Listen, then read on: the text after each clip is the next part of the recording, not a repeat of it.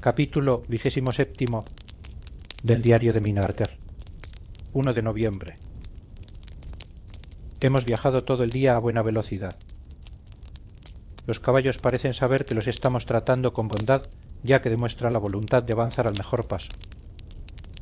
Hemos tenido algunos cambios y encontramos tan constantemente lo mismo que nos sentimos animados a pensar que el viaje será fácil. El doctor Van Helsing se muestra lacónico, les dice a los granjeros que se apresura a ir a Bistritz y les paga bien por hacer un cambio de caballos. Nos dan sopa caliente, café o té y salimos inmediatamente. Es un paisaje encantador, lleno de bellezas de todos los tipos imaginables, y las personas son valerosas, fuertes y sencillas, parecen tener muchas cualidades hermosas. Son muy supersticiosos. En la primera casa en que nos detuvimos, cuando la mujer que nos sirvió vio la cicatriz en mi frente, se persignó y puso 2 dedos delante de mí para mantener alejado el mal de ojo. Creo que hasta se tomaron la molestia de poner una cantidad adicional de ajo en nuestros alimentos, y yo no puedo soportarlo. Desde entonces he tenido el cuidado de no quitarme el velo y de esa forma he logrado escapar a sus suspicacias. Estamos viajando a gran velocidad y puesto que no tenemos cochero que pueda contar chismes, seguimos nuestro camino sin ningún escándalo, pero me atrevo a decir que el miedo al mal de ojo nos seguirá constantemente por todos lados. El profesor parece incansable, no quiso descansar en todo el día, a pesar de que me obligó a dormir un buen rato. Al atardecer me hipnotizó y dice que contesté como siempre, oscuridad, ruido de agua y roce de madera. De manera que nuestro enemigo continúa en el río. Tengo miedo de pensar en Jonathan, pero de alguna manera ya no siento miedo por él ni por mí. Escribo esto mientras esperamos en una granja a que los caballos estén preparados. El doctor Van Helsing está durmiendo. Pobre hombre. Parece estar muy cansado y haber envejecido bien canecido. Pero su boca tiene la firmeza de un conquistador. Aun en sueños, tiene el instinto de la resolución. Cuando hayamos emprendido el camino, deberé hacer que descanse. Mientras yo misma conduzco la calesa, le diré que tenemos todavía varios días por delante y que no debe debilitarse. Cuando sea necesaria toda su fuerza, todo está preparado. Dentro de poco partiremos. 2 de noviembre por la mañana. Tuve éxito y tomamos turnos para conducir durante toda la noche. Ahora ya es de día y el tiempo está claro a pesar de que hace frío. Hay una extraña pesadez en el aire, digo pesadez porque no encuentro una palabra mejor, quiero decir que nos oprime a ambos. Hace mucho frío y solo nuestras pieles calientes nos permiten sentirnos cómodos. Al amanecer, Van Helsing me hipnotizó, dice que contesté, oscuridad, roces de madera y agua rugiente, de manera que el río está cambiando a medida que ascienden. Mi gran deseo es que mi amado no corra ningún peligro, no más de lo necesario, pero estamos en las manos de Dios. 2 de noviembre por la noche. Hemos estado viajando todo el día. El campo se hace más salvaje a medida que avanzamos y las grandes elevaciones de los Cárpatos, que en Beresti parecían estar tan alejadas de nosotros y tan bajas en el horizonte, parecen rodearnos y elevarse frente a nosotros. Ambos parecemos estar de buen humor, creo que nos esforzamos en animarnos uno al otro y así nos consolamos. El doctor Van Helsing dice que por la mañana llegaremos al paso del Borgo. Las casas son ahora muy escasas y el profesor dice que el último caballo que obtuvimos tendrá que continuar con nosotros, ya que es muy posible que no podamos volver a cambiarlo. Tenemos 2, además de los otros 2 que cambiamos, de manera que ahora poseemos un buen tiro. Los caballos son pacientes y buenos y no nos causan ningún problema. No nos preocupamos de otros viajeros, de manera que hasta yo puedo conducir. Llegaremos al paso de día, no queremos llegar antes, de manera que vamos con calma y ambos tomamos un largo descanso por turnos. ¿Qué nos traerá el día de mañana? Vamos hacia el lugar en donde mi pobre esposo sufrió tanto. Dios nos permita llegar con bien hasta allí y que Él se digne cuidar a mi esposo y a los que nos son queridos que se encuentran en un peligro tan mortal. En cuanto a mí, no soy digna de Él. ¡Ay! No estoy limpia ante sus ojos, y así permaneceré hasta que Él se digne permitirme estar ante su presencia como uno de los que no han provocado su ira. Memorando de Abraham Van Helsing, 4 de noviembre. Esto es para mi antiguo y sincero amigo, el doctor Jonsevard de Purfleet, Londres, en caso de que no lo pueda volver a ver. Es posible que aclare. Es de mañana y escribo junto al fuego que nos ha mantenido vivos durante toda la noche. La señora Mina me ha ayudado. Hace frío, mucho frío. Tanto que el cielo gris y pesado está lleno de nieve que cuando caiga permanecerá durante todo el invierno, ya que la tierra se está endureciendo para recibirla. Parece haber afectado a la señora Mina. Ha tenido la cabeza tan pesada durante todo el día que no parece ser la misma. Duerme, duerme y sigue durmiendo. Ella, que es siempre tan vivaz, no ha hecho casi absolutamente nada en todo el día, hasta ha perdido el apetito. No hizo ninguna anotación en su diario, ella que tan fielmente había escrito en cada una de nuestras paradas. Algo me dice que no todo marcha bien. Sin embargo, esta noche está más vivaz. Su largo sueño del día la ha refrescado y restaurado, y ahora está tan dulce y despierta como siempre. Traté de hipnotizarla al amanecer, pero sin obtener ningún resultado positivo. El poder ha ido disminuyendo continuamente, día a día, y esta noche me falló por completo. Bueno, que sea la voluntad de Dios, cualquiera que sea y a donde quiera que nos lleve. Ahora pasemos a lo histórico, ya que la señora Mina no escribió en su diario, debo, en mi laborioso lenguaje antiguo, hacerlo, de manera que ningún día que pasamos quede sin ser registrado. Llegamos al paso del Borgo un poco antes del amanecer. Ayer por la mañana, cuando observé los signos precursores del alba, me preparé a hipnotizarla. Detuvimos la calesa y descendimos con el fin de que nada nos perturbara. Hice una especie de sofá con pieles y la señora Mina, después de acostarse, se prestó a la hipnosis, como siempre, pero más lenta y brevemente que nunca. Como antes, su respuesta fue oscuridad y aguas agitadas. Luego despertó, vivaz y radiante, y continuamos nuestro camino, para llegar pronto al paso. En esta hora y lugar, ella se llenó de un nuevo entusiasmo, un nuevo poder director se manifestó en ella, ya que señaló un camino y dijo: «Este es el camino». ¿Cómo lo sabe? Icri. Por supuesto que lo sé, contestó ella, y al cabo de una pausa añadió: ¿acaso no viajó por el Mijonatán y escribió todo lo relativo a su viaje? En un principio pensé que era algo extraño, pero pronto vi que solo podía existir un camino semejante. Es muy poco utilizado y sumamente diferente del camino real que conduce de Bukovina a Bistritz, que es más amplio y duro y más utilizado. De manera que tomamos ese camino. Encontramos otros caminos, no siempre estábamos seguros de que fueran verdaderos caminos, ya que estaban descuidados y cubiertos de una capa ligera de nieve. Los caballos sabían, y solamente ellos. Les dejaba las riendas sueltas y los animales continuaban pacientemente. Una detrás de otra, encontramos todas las cosas que Jonathan anotó en el maravilloso diario que escribió. Luego proseguimos durante largas y prolongadas horas.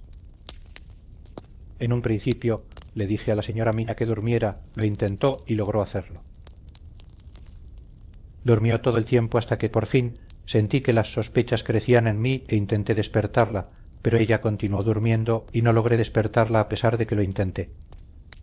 No quise hacerlo con demasiada fuerza por no dañarla, ya que yo sé que ha sufrido mucho y que el sueño, en ocasiones, puede ser muy conveniente para ella. Creo que yo me adormecí porque de pronto me sentí culpable, como si hubiera hecho algo indebido. Me encontré erguido, con las riendas en la mano y los hermosos caballos que trotaban como siempre. Bajé la mirada y vi que la señora Mina continuaba dormida. No falta mucho para el atardecer y, sobre la nieve, la luz del sol riela como si fuera una enorme corriente amarilla, de manera que nosotros proyectamos una larga sombra en donde la montaña se eleva verticalmente.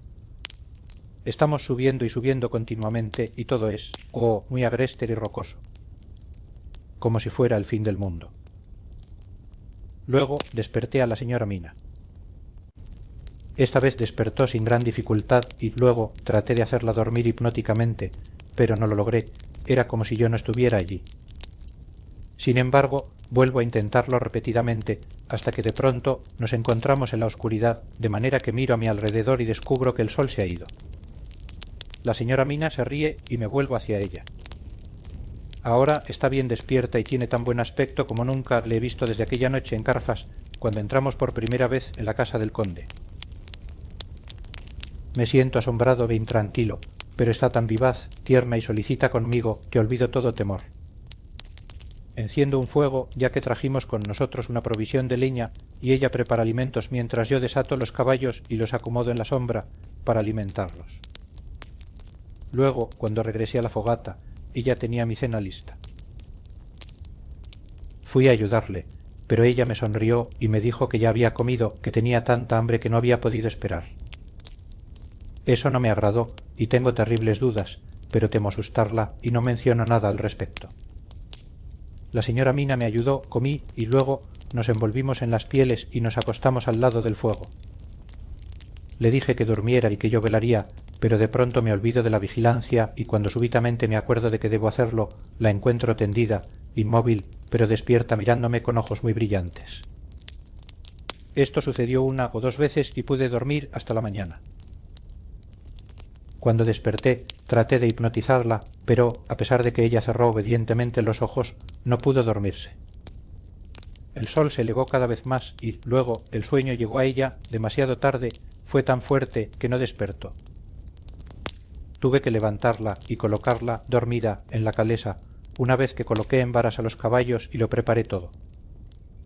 La señora continúa dormida y su rostro parece más saludable y sonrosado que antes, y eso no me gusta. Tengo miedo, mucho miedo.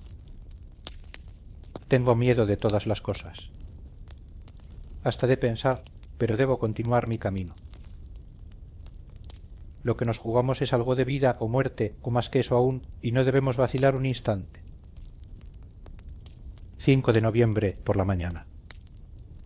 Permítaseme ser exacto en todo, puesto que, aunque usted y yo hemos visto juntos cosas extrañas, puede comenzar a pensar que yo, Van Helsing, estoy loco, que los muchos horrores y las tensiones tan prolongadas sobre mi sistema nervioso han logrado al fin trastornar mi cerebro.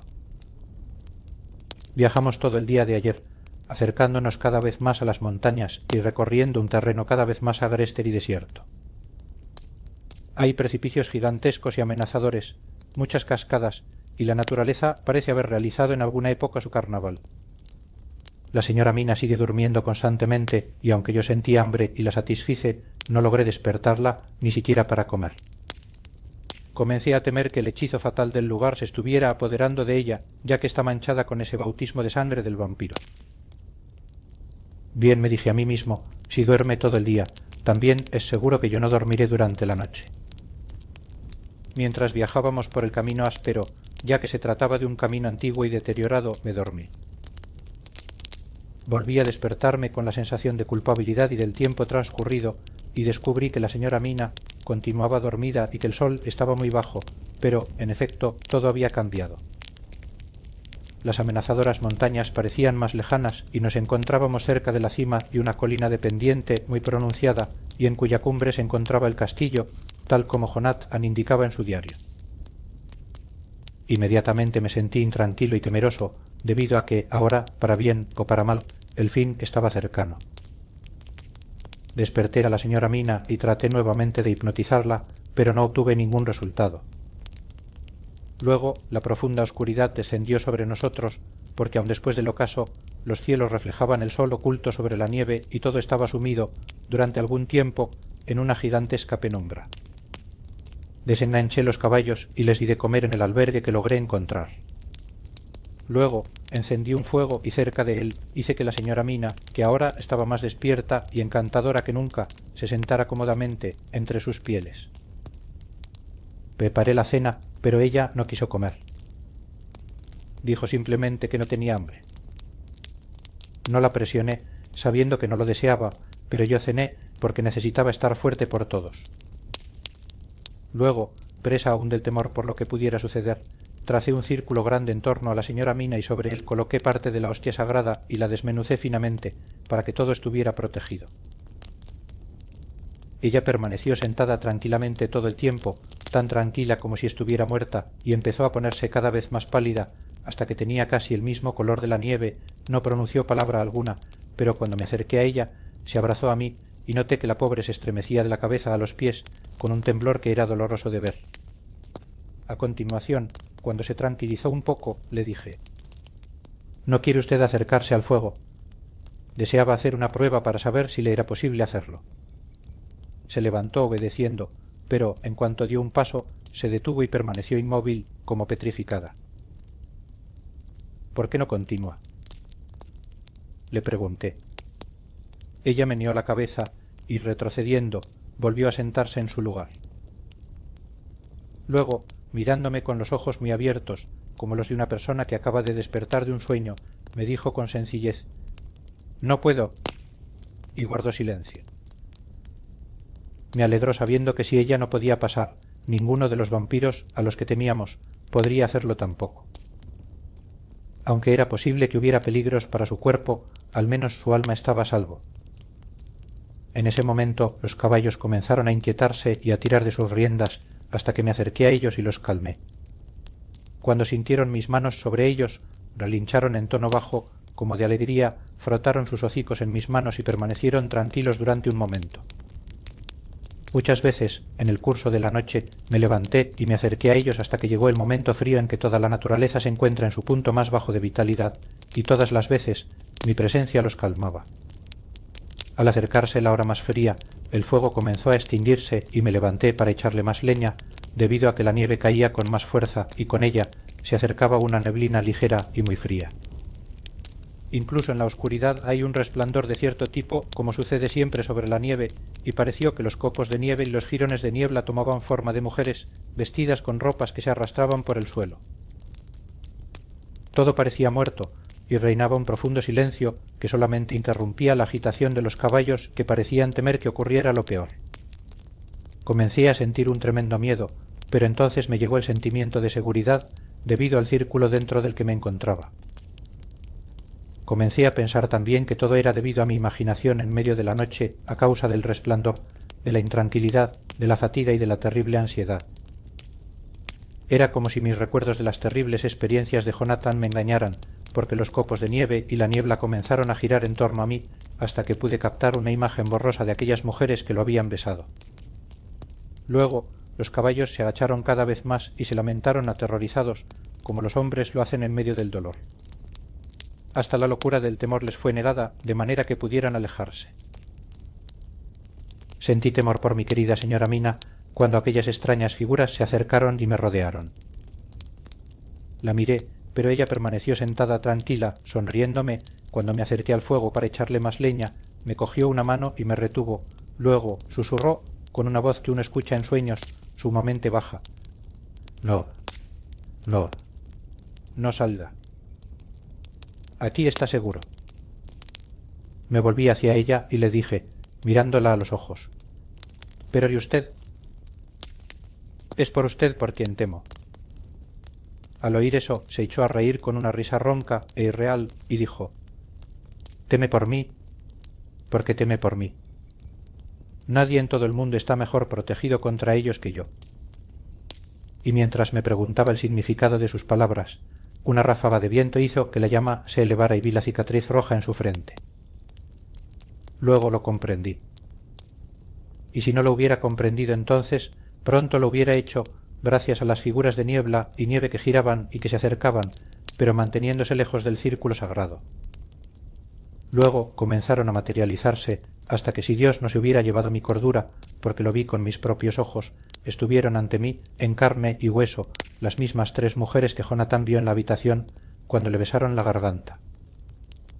Yo conocía las imágenes que giraban, los ojos brillantes y duros, las dentaduras blancas, el color sonrosado y los labios voluptuosos. Le sonreían continuamente a la pobre señora Mina, y al resonar sus risas en el silencio de la noche, agitaban los brazos y la señalaban, hablando con las voces resonantes y dulces de las que Jonathan había dicho que eran insoportablemente dulces como cristalinas. «Ven, hermana, ven con nosotras». «Ven, ven», le decían. Lleno de temor, me volví hacia mi pobre señora Mina y mi corazón se elevó como una llama, lleno de gozo, porque, oh, el terror que se reflejaba en sus dulces ojos y la repulsión y el horror hacían comprender a mi corazón que aún había esperanzas, gracias sean dadas a Dios porque no era aún una de ellas. cogí uno de los leños de la fogata, que estaba cerca de mí, y sosteniendo parte de la hostia, avancé hacia ellas. Se alejaron de mí y se rieron a carcajadas, de manera ronca y horrible. Alimenté el fuego y no les tuve miedo, porque sabía que estábamos seguros dentro de nuestro círculo protector. No podían acercárseme mientras estuviera armado en esa forma, ni a la señora Mina, en tanto permaneciera dentro del círculo que ella no podía abandonar y en el que las otras no podían entrar. Los caballos habían dejado de gemir y permanecían inmóviles echados en el suelo. La nieve caía suavemente sobre ellos hasta que se pusieron blancos. Supe que para los pobres animales no existía un terror mayor. Permanecimos así hasta que el rojo color del amanecer comenzó a vislumbrarse en medio de la nieve sombría. Me sentía desolado y temeroso, lleno de presentimientos y terrores, pero cuando el hermoso sol comenzó a ascender por el horizonte, la vida volvió a mí. Al aparecer el alba, las figuras horribles se derritieron en medio de la niebla y la nieve que giraba, las capas de neblina transparente se alejaron hacia el castillo y se perdieron. Instintivamente, al llegar la aurora, me volví hacia la señora Mina para tratar de hipnotizarla, pero vi que se había quedado repentina y profundamente dormida y no pude despertarla. Traté de hipnotizarla dormida, pero no me dio ninguna respuesta en absoluto y el sol salió. Tengo todavía miedo de moverme. He hecho fuego y he ido a ver a los caballos. Todos están muertos. Hoy tengo mucho que hacer aquí y espero hasta que el sol se encuentre ya muy alto, porque puede haber lugares a donde tengo que ir en los que ese sol, aunque oscurecido por la nieve y la niebla, será para mí una seguridad. Voy a fortalecerme con el desayuno y, después, voy a ocuparme de mi terrible trabajo. La señora Mina duerme todavía y gracias a Dios está tranquila en su sueño. Del diario de Jonathan Arrear, 4 de noviembre por la noche. El accidente de la lancha había sido terrible para nosotros. A no ser por él, hubiéramos atrapado el bote desde hace mucho tiempo y para ahora mi querida Mina estaría ya libre. Temo pensar en ella, lejos del mundo, en aquel horrible lugar. Hemos conseguido caballos y seguimos por el camino. Escribo esto mientras Godalming se prepara. Tenemos preparadas nuestras armas y los cíngaros tendrán que tener cuidado si es que desean pelear. Si Morris y Sebar estuvieran con nosotros. Solo nos queda esperar. Si no vuelvo a escribir, adiós Mina. Que Dios te bendiga y te guarde. Del diario del Dr. Sebar, 5 de noviembre. Al amanecer, vemos la tribu de cíngaros delante de nosotros, alejándose del río en sus carretas. Se reúnen en torno a ellas y se desplazan apresuradamente, como si estuvieran siendo acosados. La nieve está cayendo lentamente y hay una enorme tensión en la atmósfera. Es posible que se trate solamente de nuestros sentimientos, pero la impresión es extraña. A lo lejos oigo el aullido de los lobos, la nieve los hace bajar de las montañas y el peligro para todos es grande y procede de todos lados. Los caballos están casi preparados y nos ponemos en marcha inmediatamente. Vamos hacia la muerte de alguien. Solamente Dios sabe de quién o dónde, o qué o cuándo o cómo puede suceder. Memorando por el Dr. Van Helsing, 5 de noviembre por la tarde. Por lo menos estoy cuerdo. Gracias a Dios por su misericordia en medio de tantos sucesos, aunque hayan resultado una prueba terrible. Cuando dejé a la señora Mina dormida en el interior del círculo sagrado, me encaminé hacia el castillo.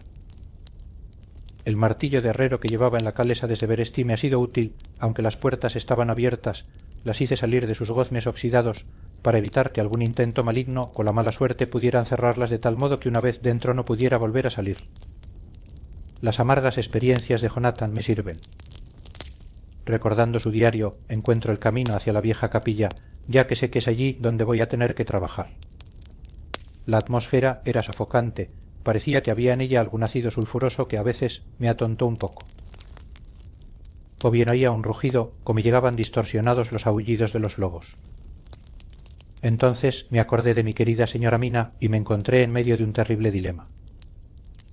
No me he permitido traerla a este horrendo lugar, sino que la he dejado a salvo de los vampiros en el círculo sagrado. Sin embargo, había lobos que la ponían en peligro. Resolví que tenía que hacer el principal trabajo en el castillo y que en lo tocante a los lobos deberíamos someternos a la voluntad de Dios. De todos modos, eso significaría solo la muerte y la libertad.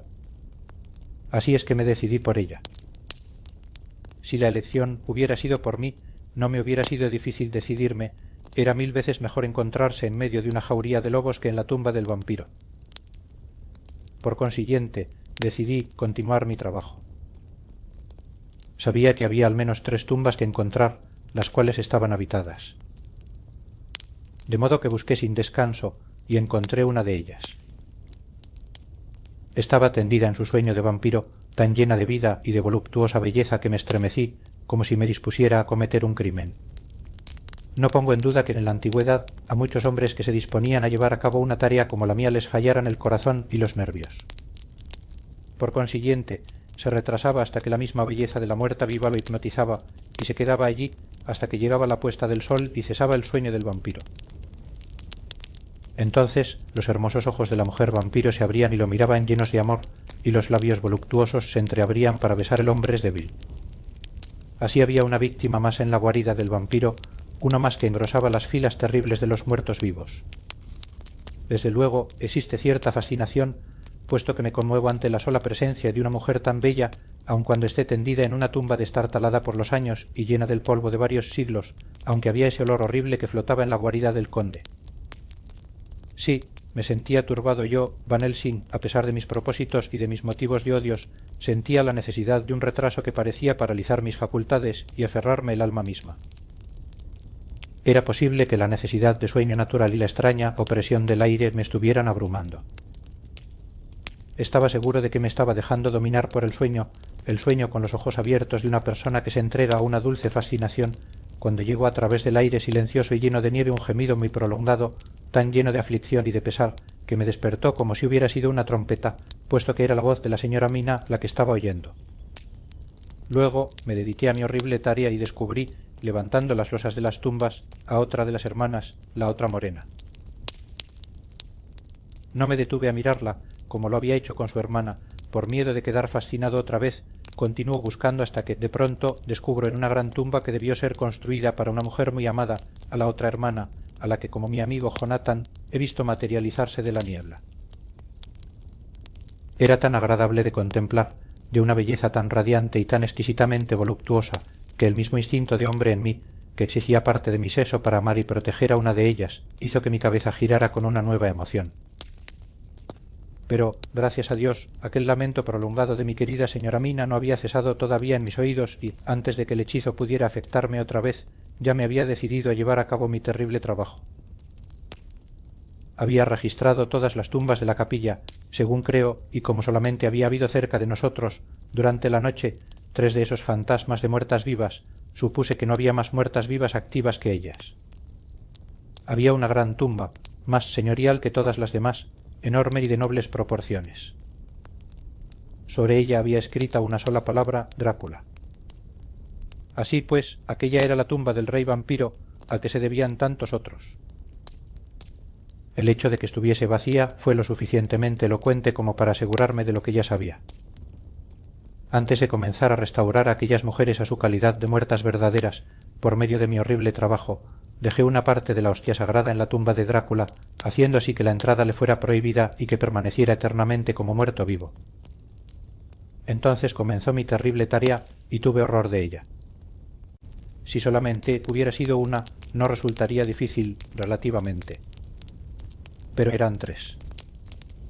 Tenía que recomenzar 2 veces después de haber llegado al colmo del horror.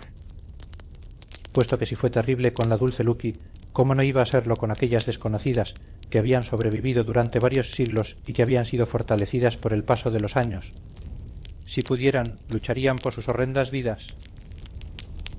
Oh, amigo Jon, era un trabajo de carnicero.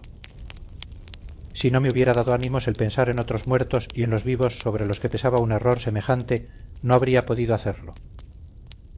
No ceso de temblar todavía, aunque hace tiempo ya que el trabajo ha concluido. Gracias a Dios, mis nervios no me traicionaron. si no hubiera visto el reposo en primer lugar y la alegría que se extendió sobre el rostro del cadáver un momento antes de que comenzara la disolución, como demostración de que un alma había sido liberada, no hubiera podido concluir mi carnicería. No hubiera podido soportar el terrible ruido de la estaca al penetrar, los labios cubiertos de espuma sanguinolenta, ni el retorcerse del cuerpo. Debí dejar mi trabajo sin terminar, huyendo aterrorizado de allí, pero ya está concluido. Y en cuanto a las pobres almas, puedo ahora sentir lástima por ellas y derramar lágrimas, puesto que vi la paz que se extendía sobre sus rostros antes de desaparecer. Puesto que amigo Jon apenas había cortado con mi cuchillo la cabeza de todas ellas, cuando los cuerpos comenzaron a desintegrarse hasta convertirse en el polvo natural, como si la muerte que debía haberse producido varios siglos antes se hubiera finalmente establecido con firmeza, proclamando «Aquí estoy». Antes de salir del castillo, cerré las puertas de tal modo que nunca volviera a poder entrar el conde como muerto vivo. Cuando entré en el círculo sagrado, en cuyo interior dormía la señora Mina, despertó y al verme me dijo llorando que yo había soportado ya demasiado. «Vámonos». «Vieja, alejémonos de este horrible lugar». «Vamos a salir al encuentro de mi esposo, que ya está en camino hacia nosotros, lo sé». Tenía un aspecto frágil, pálido y débil, pero sus ojos estaban puros y brillaban con fervor. Estaba contento de ver su palidez y su aspecto enfermizo, ya que mi mente estaba todavía llena del horror producido al ver aquel sueño de las mujeres vampiros. Así, con confianza y esperanza, y sin embargo, llenos de temor, nos dirigimos hacia el este, para reunirnos con nuestros amigos y con él, puesto que la señora Mina dice que sabe que vienen a nuestro encuentro. Del diario de Mina Arter. 6 de noviembre. Estaba ya bastante avanzada la tarde cuando el profesor y yo nos pusimos en marcha hacia el este, por donde sabía yo que se estaba acercando Jonathan. No avanzamos rápidamente, debido a que el terreno era muy en pendiente y teníamos que llevar con nosotros pesadas pieles y abrigos, porque no deseábamos correr el riesgo de permanecer sin ropas calientes en medio del frío y de la nieve. Además, tuvimos que llevarnos parte de nuestras provisiones, ya que estábamos en una comarca absolutamente desolada y, en toda la extensión que abarcaba nuestra mirada, sobre la nieve no se veía ningún lugar habitado. Cuando hubimos recorrido aproximadamente kilómetro y medio, me sentí cansada por la pesada caminata y me senté un momento a descansar.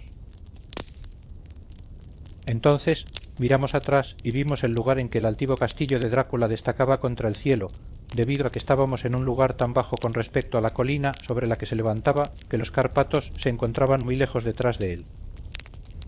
Lo vimos en toda su grandeza, casi pendiente sobre un precipicio enorme, y parecía que había una gran separación entre la cima y las otras montañas que lo rodeaban por todos lados. Alcanzábamos a oír el aullido distante de los lobos. Estaban muy lejos, pero el sonido, aunque amortiguado por la nieve, era horripilante. Comprendí por el modo en que el profesor Van Helsing estaba mirando a nuestro alrededor, que estaba buscando un punto estratégico en donde estaríamos menos expuestos en caso de ataque. El camino real continuaba hacia abajo y podíamos verlo a pesar de la nieve que lo cubría. Al cabo de un momento, el profesor me hizo señas y levantándome me dirigí hacia él. Había encontrado un lugar magnífico, una especie de hueco natural en una roca, con una entrada semejante a una puerta entre dos peñascos. Me tomó de la mano y me hizo entrar. «Ver», me dijo. «Aquí estará usted a salvo, y si los lobos se acercan podrá recibirlos uno por uno». Llevó al interior todas nuestras pieles y me preparó un lecho cómodo, luego sacó algunas provisiones y me obligó a consumirlas. Pero no podía comer, e incluso el tratar de hacerlo me resultaba repulsivo, aunque me hubiera gustado mucho poder complacerlo, no pude hacerlo. Pareció muy entristecido. Sin embargo, no me hizo ningún reproche. Sacó de su estuche sus anteojos y permaneció en la parte más alta de la roca, examinando cuidadosamente el horizonte.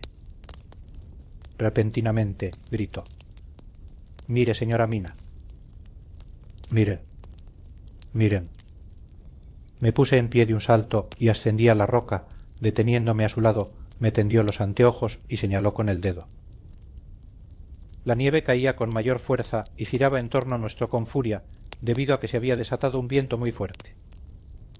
Sin embargo, había veces en que la ventisca se calmaba un poco y lograba ver una gran extensión de terreno. Desde la altura en que nos encontrábamos era posible ver a gran distancia y, a lo lejos, más allá de la blanca capa de nieve, el río que avanzaba formando meandros como una cinta negra justamente frente a nosotros y no muy lejos, en realidad tan cerca que me sorprendió que no los hubiéramos visto antes. Avanzaba un grupo de hombres montados a caballo que se apresuraban todo lo que podían. En medio de ellos llevaban una carreta, un vehículo largo que se bamboleaba de un lado a otro como la cola de un perro cuando pasaba sobre alguna desigualdad del terreno. En contraste con la nieve, tal y como parecían, comprendí por sus ropas que debía tratarse de campesinos o de gitanos. Sobre la carreta había una gran caja cuadrada y sentí que mi corazón comenzaba a latir fuertemente debido a que presentía que el fin estaba cercano. La noche se iba acercando ya y sabía perfectamente que, a la puesta del sol, la cosa que estaba encerrada en aquella caja podría salir y, tomando alguna de las formas que estaban en su poder, eludir la persecución. Aterrorizada, me volví hacia el profesor y vi consternada que ya no estaba a mi lado. Un instante después lo vi debajo de mí. Alrededor de la roca había trazado un círculo semejante al que había servido la noche anterior para protegernos. Cuando lo terminó, se puso otra vez a mi lado, diciendo: «Al menos estará usted aquí a salvo de él». Me tomó los anteojos de las manos y al siguiente momento de calma recorrió con la mirada todo el terreno que se extendía a nuestros pies. «Vea», dijo, «se acercan rápidamente, espoleando los caballos y avanzando tan velozmente como el camino se lo permite». Hizo una pausa y, un instante después, continuó con voz hueca: «Se están apresurando a causa de que está cerca la puesta del sol. Es posible que lleguemos demasiado tarde. Que se haga la voluntad del Señor». Volvió a caer otra vez la nieve con fuerza y todo el paisaje desapareció. Sin embargo, pronto se calmó y, una vez más, el profesor escudriñó la llanura con ayuda de sus anteojos. Luego gritó repentinamente: «Miren, miren, miren». Vea, 2 jinetes los siguen rápidamente, procedentes del sur. Deben ser Quincey y Gijón. Tome los anteojos. Mire antes de que la nieve nos impida ver otra vez.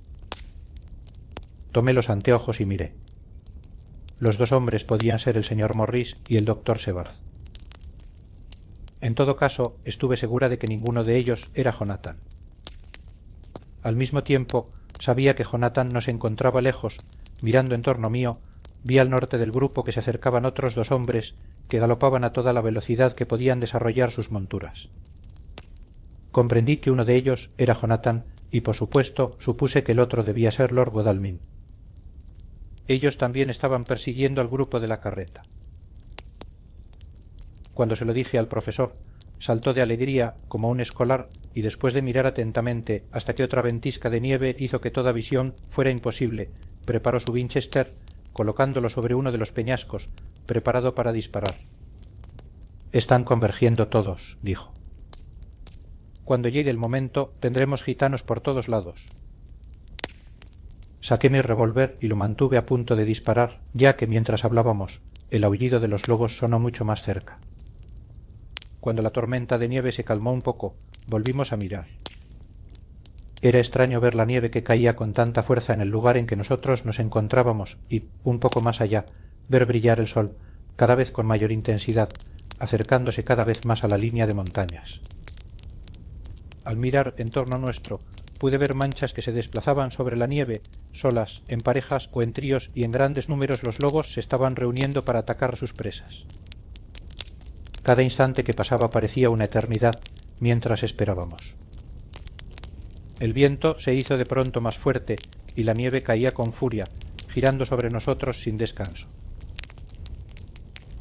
A veces no llegábamos a ver ni siquiera la distancia de nuestros brazos extendidos, pero en otros momentos el aire se aclaraba y nuestra mirada abarcaba todo el paisaje. Durante los últimos tiempos nos habíamos acostumbrado tanto a esperar la salida y la puesta del sol que sabíamos exactamente cuándo iba a producirse. No faltaba mucho para el ocaso. Era difícil creer que, de acuerdo con nuestros relojes, hacía menos de una hora que estábamos sobre aquella roca, esperando, mientras los 3 grupos de jinetes convergían sobre nosotros. el viento se fue haciendo cada vez más fuerte y soplaba de manera más regular desde el norte. Parecía que las nubes cargadas de nieve se habían alejado de nosotros porque había cesado, salvo copos ocasionales. Resultaba bastante extraño que los perseguidos no se percataran de que eran perseguidos o que no se preocuparan en absoluto de ello. Sin embargo, parecían apresurarse cada vez más mientras el sol descendía sobre las cumbres de las montañas. Se iban acercando el profesor y yo nos agazapamos detrás de una roca y mantuvimos nuestras armas preparadas para disparar. Comprendí que estaba firmemente determinado a no dejar que pasaran. Ninguno de ellos se había dado cuenta de nuestra presencia. Repentinamente, dos voces gritaron con fuerza: «¡Alto!». Una de ellas era la de mi Jonathan, que se elevaba en tono de pasión, la otra era la voz resuelta y de mando del señor Morris. Era posible que los gitanos no comprendieran la lengua, pero el tono en que fue pronunciada esa palabra no dejaba lugar a dudas, sin que importara en absoluto en qué lengua había sido dicha. Instintivamente tiraron de las riendas y de pronto Lord Godalming y Jonathan se precipitaron hacia uno de los lados y el señor Morris y el doctor Sebard por el otro. El líder de los gitanos, un tipo de aspecto impresionante que montaba a caballo como un centauro, les hizo un gesto, ordenándolos retroceder y con voz furiosa les dio a sus compañeros orden de entrar en acción. Espolearon a los caballos que se lanzaron hacia adelante, pero los cuatro jinetes levantaron sus rifles Winchester y, de una manera inequívoca, les dieron la orden de detenerse. En ese mismo instante, el doctor Van Helsing y yo nos pusimos en pie detrás de las rocas y apuntamos a los gitanos con nuestras armas. Viendo que estaban rodeados, los hombres tiraron de las riendas y se detuvieron. El líder se volvió hacia ellos, les dio una orden y, al oírla, todos los gitanos echaron mano a las armas de que disponían, cuchillos o pistolas, y se dispusieron a atacar. El resultado no se hizo esperar. El líder, con un rápido movimiento de sus riendas, lanzó su caballo hacia el frente, dirigiéndose primeramente hacia el sol, que estaba ya muy cerca de las cimas de las montañas, y luego hacia el castillo, diciendo algo que no pude comprender. Como respuesta, los cuatro hombres de nuestro grupo desmontaron de sus caballos y se lanzaron rápidamente hacia la carreta. Debía haberme sentido terriblemente aterrorizada al ver a Jonathan en un peligro tan grande, pero el ardor de la batalla se había apoderado de mí, lo mismo que de todos los demás.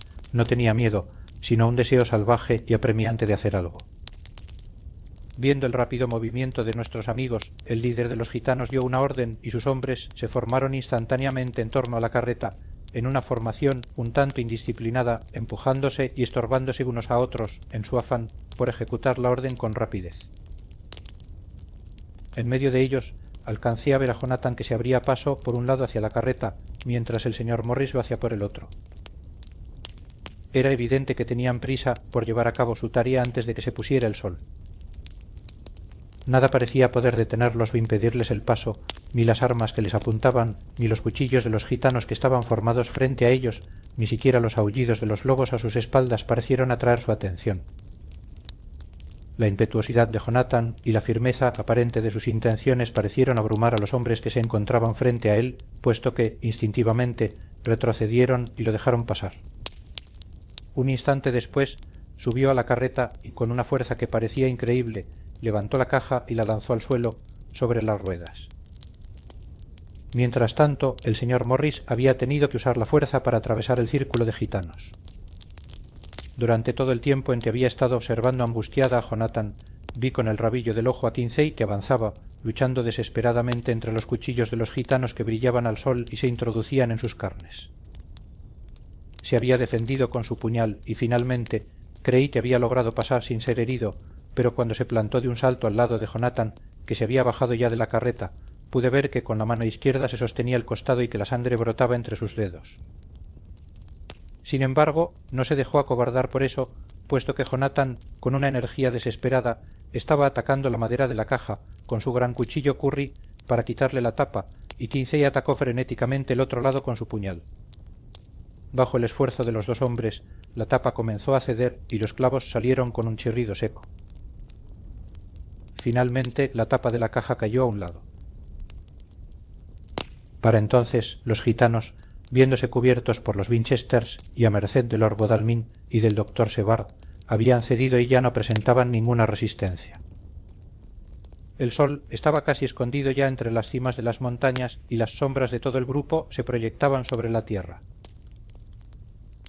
Vi al conde que estaba tendido en la caja, sobre la tierra, parte de la cual había sido derramada sobre él a causa de la violencia con que la caja había caído de la carreta. Estaba profundamente pálido, como una imagen de cera, y sus ojos rojos brillaban con la mirada vengadora y horrible que tan bien conocía yo. Mientras yo lo observaba, los ojos vieron el sol que se hundía en el horizonte y su expresión de odio se convirtió en una de triunfo. Pero en ese preciso instante surcó el aire el terrible cuchillo de Jonathan. Grité al ver que cortaba la garganta del vampiro, mientras el puñal del señor Morris se clavaba en su corazón. Fue como un milagro, pero ante nuestros propios ojos y casi en un abrir y cerrar de ojos, todo el cuerpo se convirtió en polvo y desapareció. Me alegraré durante toda mi vida de que, un momento antes de la disolución del cuerpo, se extendió sobre el rostro del vampiro una paz que nunca hubiera esperado que pudiera expresarse. El castillo de Drácula destacaba en aquel momento contra el cielo rojizo, y cada una de las rocas de sus diversos edificios se perfilaba contra la luz del sol poniente. Los gitanos, considerándonos responsables de la desaparición del cadáver, volvieron grupas a sus caballos y se alejaron a toda velocidad, como si temieran por sus vidas. Los que iban a pie saltaron sobre la carreta y les gritaron a los jinetes que no los abandonaran. Los lobos, que se mantenían a respetable distancia, los siguieron y nos dejaron solos. El señor Morris, que se había desplomado al suelo con la mano apretada sobre su costado, veía la sangre que salía entre sus dedos. Corrí hacia él, debido a que el círculo sagrado no me impedía ya el paso. Lo mismo hicieron los dos médicos. Jonathan se arrodilló a su lado y el herido hizo que su cabeza reposara sobre su hombro. Con un suspiro me tomó una mano con la que no tenía manchada de sangre. Debía estar viendo la angustia de mi corazón reflejada en mi rostro, ya que me sonrió y dijo: «Estoy feliz de haber sido útil». «¡Oh, Dios!», gritó repentinamente, esforzándose en sentarse y señalándome. «Vale la pena morir por eso». Miren. Miren. El sol estaba ya sobre los picos de las montañas y los rayos rojizos caían sobre mi rostro, de tal modo que estaba bañada en un resplandor rosado. Con un solo impulso, los hombres cayeron de rodillas y dijeron amén con profunda emoción, al seguir con la mirada lo que Quincey señalaba. El moribundo habló otra vez. Gracias, Dios mío, porque todo esto no ha sido en vano. Leen. Ni la nieve está más limpia que su frente. La maldición ha concluido. Y ante nuestro profundo dolor, con una sonrisa y en silencio, murió un extraordinario caballero.